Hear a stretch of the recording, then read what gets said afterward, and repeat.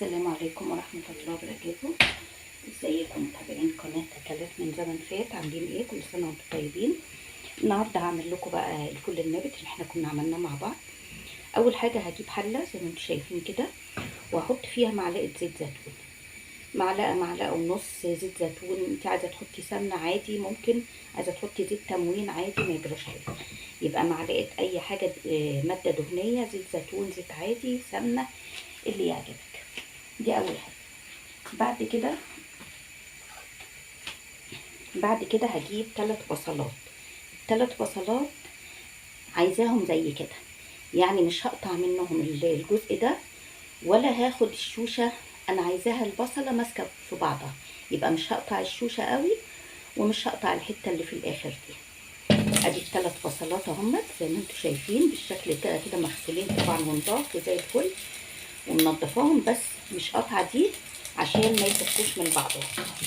يبقى اول حاجه حطيت ال3 بصلات زي ما انتم شايفين كده، وهشوحهم شويه بالشكل ده. يبقى ال3 بصلات هيتحطوا وادحرجهم، انا كده بدحرجهم في الزيت زي ما انتم شايفين بالطريقه دي كده، شويه كده.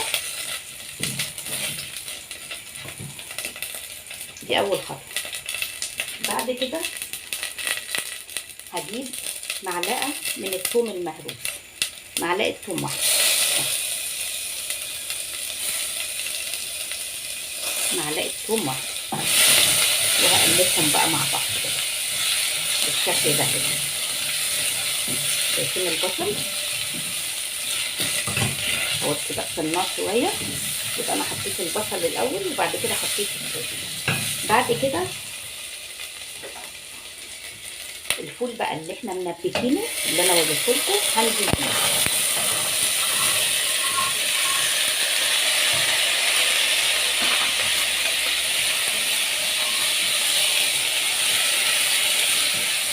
ياخد تشويحه بالطريقه دي كده. سامعين الطاسه؟ يبقى انا نزلت الاول بالماده الدهنيه، بعد كده حطيت البصل زي ما انتم شايفين كده. البصل اهو، انت عايزه تحطي بقى 5 بصلات، 3 بصلات، بصله واحده، بصلتين، اللي يعجبك. انا حاطه 3 بصلات صغيرين، وحاطه 6 فصوص توم. وبعد كده نزلت بالفول وهشوحه مع الحاجات دي، اديله تشويحه حلوه كده.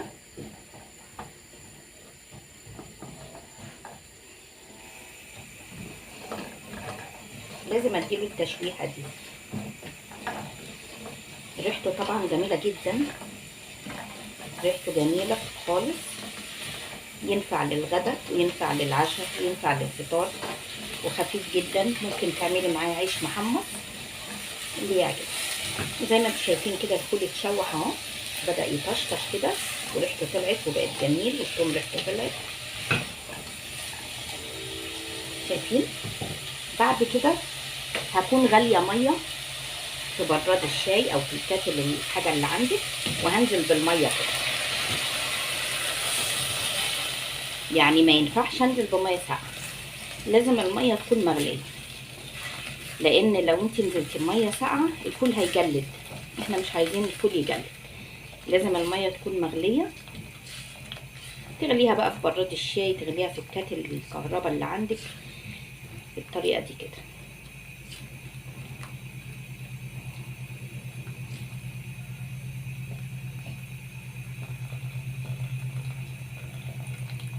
بس كده.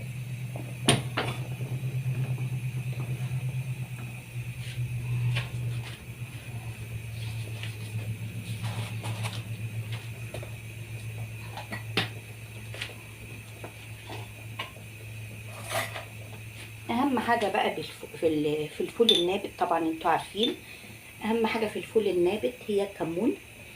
هضيف نص معلقه كمون صغيره زي ما انتوا شايفين كده، لان الفول طبعا بيحب الكمون.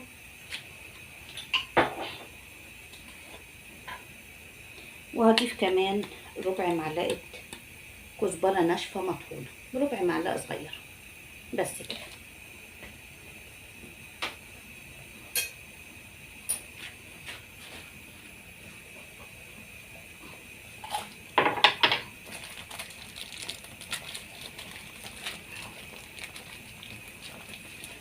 ممكن كمان اضيف فص حبهان، افتحه كده زي ما انتم شايفين، فص حبهان او فصين واحطهم. لو انت عندك شوربه، انا عندي شوربه بس انا بصراحه مش عايزه احط شوربه. بس كده حطيت 3 فصوص حبهان فتحتهم عشان انا كده عاملاه بميه. انت عندك شوربه وجاهزه عايزه تحطيها حطيها، لكن انا بحبه كده بالميه بيبقى طعمه حلو جدا. اخر حاجه بقى احطها الملح، والملح بقى طبعا هتحطيه، طبعا انا حاطه ايه ربع معلقه ملح اهي كفايه، وهندوقه بقى طبعا لو لقيناه عايز ملح هنزود الملح، وهنسيبه بقى لما يستوي.